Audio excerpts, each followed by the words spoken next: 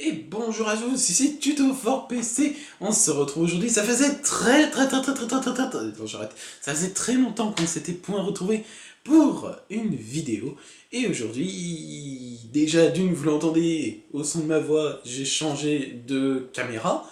Et ensuite, vous l'entendez, vous le voyez en fait à l'image, j'ai changé de caméra. Vous le voyez aussi au son, je n'ai pas encore reçu mon micro. Donc aujourd'hui, on se retrouve pour une config de gamer très haut de gamme, une config complète cette fois-ci, à environ 4300 €. Ah quand même. Bon bah. Donc c'est parti. Alors, pour le boîtier, j'ai donc choisi un Cooler Master Stormtrooper noir, donc qui est un boîtier, un boîtier assez grand, donc qui permet de mettre plein de trucs. Si jamais demain vous changez de boîtier, ce boîtier-là, vous pouvez le garder pour faire un placard. Voilà. Donc après, pour commencer à remplir un petit peu ce boîtier, j'ai choisi comme carte mère une ASRock Fatality Z17 Professional Gaming i7. Donc du coup, c'est une carte mère qui peut supporter jusqu'à 128 Go de DDR4, 4 cartes vidéo, donc il a 4 PCI Express 3.0 16X. Donc on va tout de suite passer dans le vif du sujet, non pas la carte graphique, mais le processeur. Donc le processeur, donc j'ai choisi ce qui se fait de mieux, hein, clairement, au niveau du gaming, donc un i7 6700K, donc à 4 GHz, donc j'ai pris le must de ce qui se fait en ce moment. Il n'y a pas mieux pour l'utilisation qu'on va en avoir. Donc un processeur overclockable à 4 GHz. Alors ensuite, donc pour refroidir le processeur, j'ai choisi un Cooler Master Neptune 240M. Alors ensuite, tout à l'heure, je vous parlais de la DDR4. De la DDR4, on va en mettre 16 Go, donc en 4x4, 2666 MHz. Donc en CL15, pas rien, c'est clairement ce qui se fait le mieux aujourd'hui. Donc j'ai choisi cette fois-ci chez Kingston l'Hyper-Fury X noir de 16 Go, donc en 4x4. Alors ensuite, pour le stockage de masse, oui parce qu'il y a d'autres SSD derrière, vous vous doutez bien, donc pour le stockage de masse, j'ai choisi deux Seagate Barracuda de 3 Tera, ce qui fait 6 Tera en tout. Alors après, donc j'ai choisi non pas un, mais deux Samsung SSD 250 Go les 850 Evo, qui vont très bien, et donc du coup j'en ai pris deux. Pourquoi deux? Comme ça on peut les mettre en ce qu'on appelle RAID 0, ce qui permet d'augmenter et de doubler les performances des SSD qui sont déjà très bons à la base, mais là on double les performances. Bon alors après, rentrons dans le cœur du sujet, la carte graphique, ou les cartes graphiques, oui parce qu'il y en a deux. Donc les deux cartes graphiques, qui sont deux GeForce GTX 980 Ti de 6 Go, donc chez Zotac. Voilà. Vous pourrez faire tourner n'importe quoi en 4K, en 8K, en 16K si vous voulez.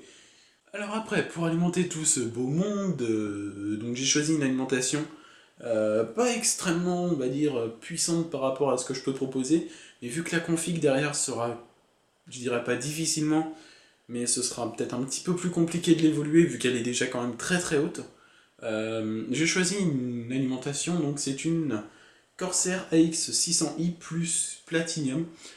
Du Platinum, c'était clairement quelque chose que je voulais. Donc voilà, on a terminé pour la partie hardware, à l'exception de deux petits trucs qui viendront à la fin, parce que c'est de faire ça quand même dans un ordre assez chronologique. Donc pour les écrans, parce que oui, donc j'ai dit que c'était une config complète, donc pour les écrans, j'ai choisi trois Yamaha ProLight E24 83 HSB1. Ouais. Donc c'est des écrans Yamaha de 24 pouces avec 2 millisecondes de réponse. Pour continuer dans les périphériques de PC, j'ai choisi de rester chez Razer. J'ai été très longtemps chez Razer, j'ai jamais eu aucun problème, maintenant je suis chez Logitech. Hashtag c'est moi qui me paye mon matos. C'est pas le même prix non plus, mais bon là on peut justement se faire plaisir sur le prix. Donc du coup j'ai choisi une Razer Def Harder Chroma. Alors pour le clavier, donc j'ai choisi encore une fois Razer, donc le Black Widow Ultimate, donc Chroma encore.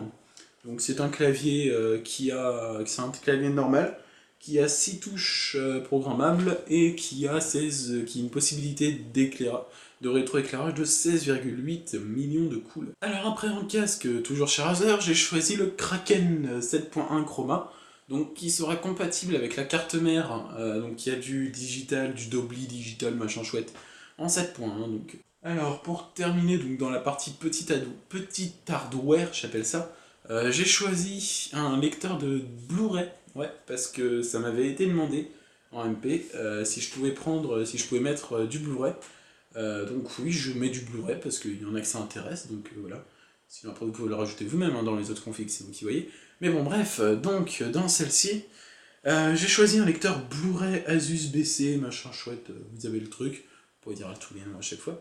Donc c'est un lecteur Blu-ray. Donc pour conclure, j'ai choisi un MSI Two-Way SLI Bridge. Donc bah écoutez les amis, c'est tout pour cette vidéo, j'espère que vous avez apprécié, pouce en l'air si c'est le cas. Si c'est un pouce en bas, dites-moi pourquoi, ça me permet de m'améliorer, pour vous faire des vidéos encore meilleures, de meilleure qualité et tout. Voilà. Donc, puis bah écoutez, moi je vous dis à la prochaine pour la config du mercredi numéro 5, dans 5 mois. Allez, salut!